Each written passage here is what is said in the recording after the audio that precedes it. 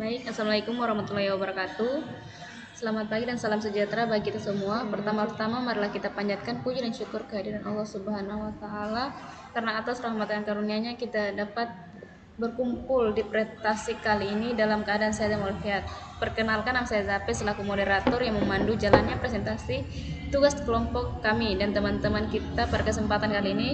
Presentasi ini merupakan bagian tugas dari mata kuliah analisis audit internal organisasi publik, yang dimana dosen pengampu pada apa. Baik, untuk mengefisienkan waktu, kita langsung saja ke pemateri pertama. Kepada saudara Atin, saya persilakan. Ya, terima kasih kepada moderator yang telah memberikan saya kesempatan untuk membacakan materi pertama, yaitu komponen laporan keuangan dasar hukum, asumsi dasar karakteristik kualitatif, dan prinsip akuntansi pelaporan keuangan.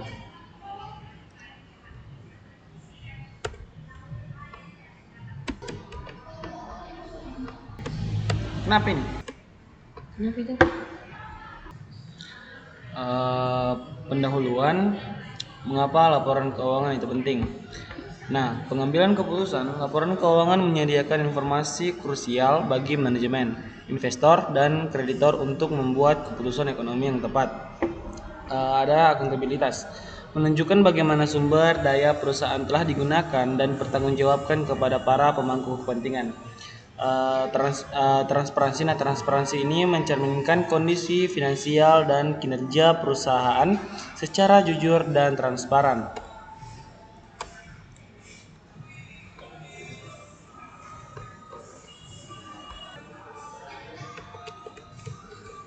Dimakan kopi juga? Nah, kita masuk di komponen laporan keuangan. Laporan keuangannya lengkap, terdiri dari beberapa komponen utama yang saling terkait dalam memberikan gambaran utuh tentang kondisi keuangan dan kinerja perusahaan. Nah, di laporan keuangan ini ada beberapa poin, ada 5 poin. Yang pertama itu ada neraca, di mana neraca yaitu posisi aset, liabilitas, dan ekuitas pada tanggal tertentu. Nah, laba rugi, pendapatan dan beban selama periode akuntansi. Ketiga itu ada perubahan modal, perubahan ekuitas selama periode, arus kas, aliran kas masuk dan keluar dari aktivitas operasi, investasi, dan pendanaan. Yang terakhir itu ada catatan, informasi tambahan, dan penjelasan rinci.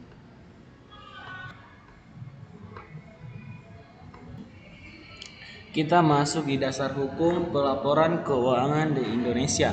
Nah, di Indonesia pelaporan keuangan diatur oleh standar akuntansi yang dikeluarkan oleh Ikatan Akuntansi Indonesia atau IAI. Nah, kita masuk di PSAK, pernyataan standar akuntansi keuangan untuk entitas publik dan berakuntabilitas publik. SAK etap, standar akuntansi keuangan untuk entitas tanpa akuntabilitas publik untuk UKM. Ada SAK EMKM, standar akuntansi keuangan untuk entitas mikro kecil dan menengah untuk entitas paling sederhana.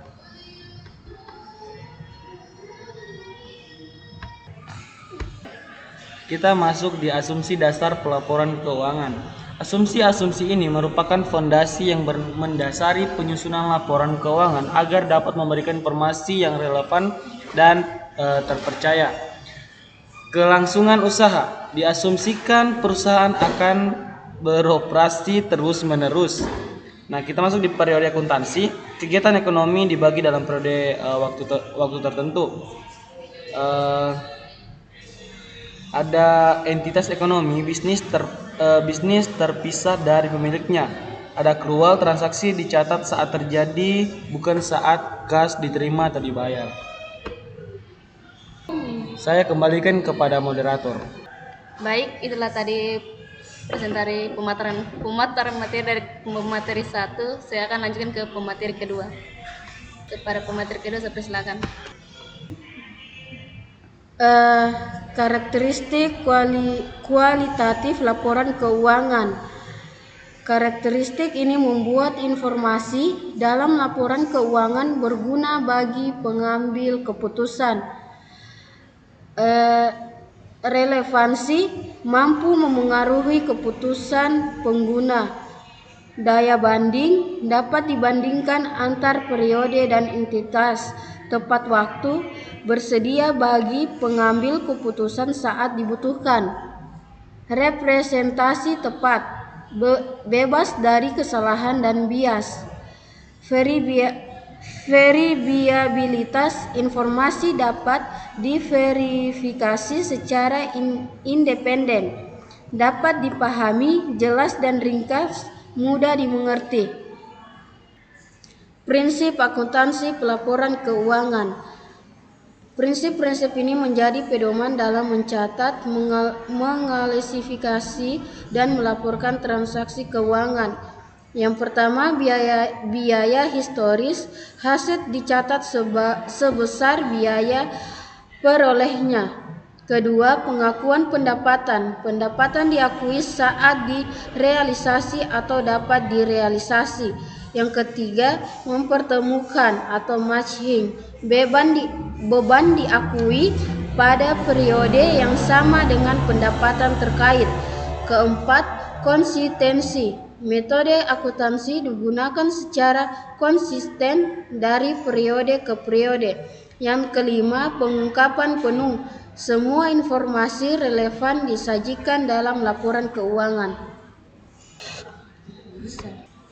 Keterkaitan antar komponen, asumsi, karakteristik, dan prinsip. Semua elemen ini bekerja bersama untuk memastikan laporan keuangan memberikan gambaran yang benar dan wajar. Karakteristik dan prinsip relevan andal prinsip akuntansi. Asumsi dasar, kesinambungan, akrual, unik, motener. Komponen laporan, dasar laporan keuangan. Studi kasus singkat, penerapan konsep dalam laporan keuangan sederhana. UMKM. Kopi senja. Kopi senja mencatat penjualan saat terjadi asumsi akrual meskipun pembayaran baru diterima bulan depan. Mereka juga mengestimasikan penyusutan mesin kopi setiap bulan. Prinsip matching. Laporan keuangan disajikan setiap akhir tahun periode akuntansi dan dapat dipahami oleh pemilik untuk keputusan ekspansi. Karakteristik relevansi dan dapat dipahami. Semua transaksi dicatat berdasarkan bukti otentik seperti faktur pembelian dan penjualan sesuai dengan prinsip biaya historis. Baik, itulah tadi pemaparan materi kami yang berjudul. Baik, saya akan membacakan kesimpulan dari materi tersebut. Ini mana kesimpulannya? Yang pertama itu memahami fondasi pelaporan keuangan. Fondasi kuat, memahami komponen dasar hukum, asumsi, karakteristik, dan prinsip kunci untuk laporan keuangan yang andal. Yang kedua, informasi berguna. Laporan keuangan yang disusun dengan baik memberikan informasi yang relevan dan dapat dipercaya untuk mengambil keputusan. Yang ketiga, terus belajar dunia akuntansi tersebut berkembang, pembelajaran berkelanjutan sangat penting. Itulah semua poin-poin yang sudah kami bagikan. Jangan lupa untuk menyukai, berbagai, dan berlangganan saluran ini agar tidak ketinggalan konten selanjutnya. Terima kasih. Dan saya berharap semoga penjelasan yang kami berikan tadi membuat wawasan baru mengenai topik yang kami sampaikan. Terima kasih telah menonton dan semoga sukses selalu.